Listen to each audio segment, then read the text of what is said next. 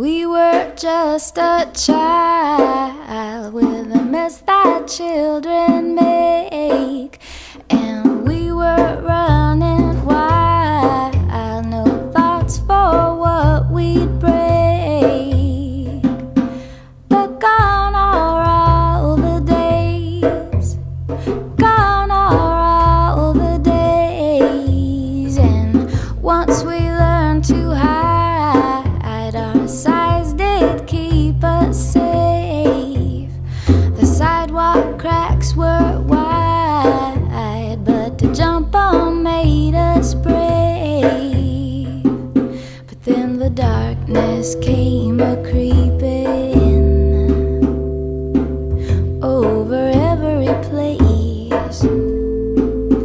Over time we took to sleeping and let the weeds take over this place. Well, how about the backyard, sons and daughters? Come on, we gotta get some work done.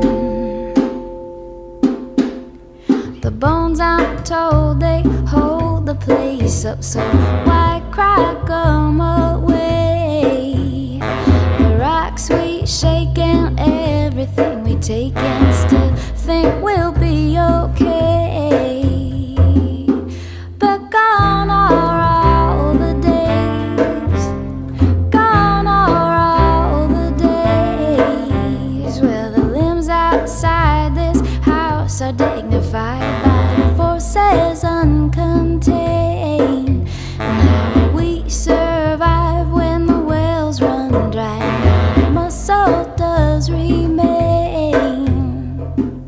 For when we rode the thunder, steely faced, and we kicked our heels into the belly of the chase, so becomes a garden soft embrace into a hungry hollow taste. If we keep building fires and fanning up the flames, even the waters from our eyes and never dampen down that blaze. But gone are all the days, gone are all the days, still every morning's light and all the day it stays until it turns to night, and then the future's on its way. And the future's never gonna lay down, it won't lay down its face. Hold that shoulder strong and carry it along and steady it with grace.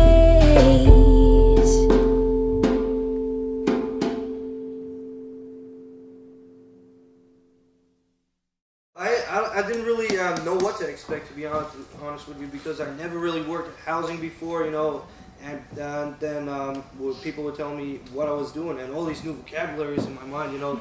I was doing vinyl work, and I don't know what the heck is vinyl. I didn't even know, and then, you know, but the result was, you know, amazing, what we've done. At our site, we started off by, we painted a stairwell, so we did, you know, everything for that, taped up the walls and whatever.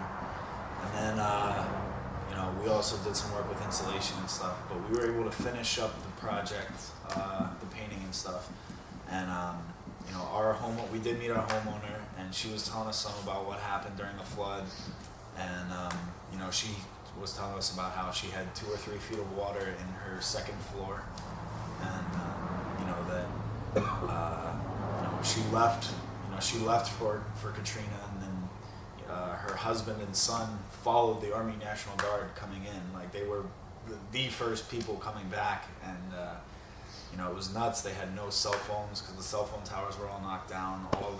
There's no electricity. All the telephone poles were knocked down. There was, you know, 1.5 feet of mud, you know, leading up to their house. They couldn't even get to their house. And, you know, she said they would every day they would just shovel mud and all of their belongings and take it out to the sidewalk, and every day there'd be about 20 feet of just rubbish outside of their house that the trash collectors would come by and pick up, and this is every day, just another 20 feet of big pile of their belongings because they threw everything out, everything had to go. She was telling us the one thing about her over 100-year piano that she had refurbished and redone everything for it, and they had to take an axe to it to get it out of the house.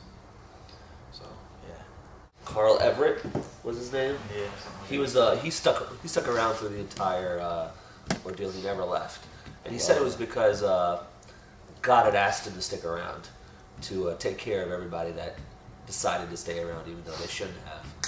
And he literally said that within 30 minutes, the water level went from like nothing to like 20 feet, 25 feet.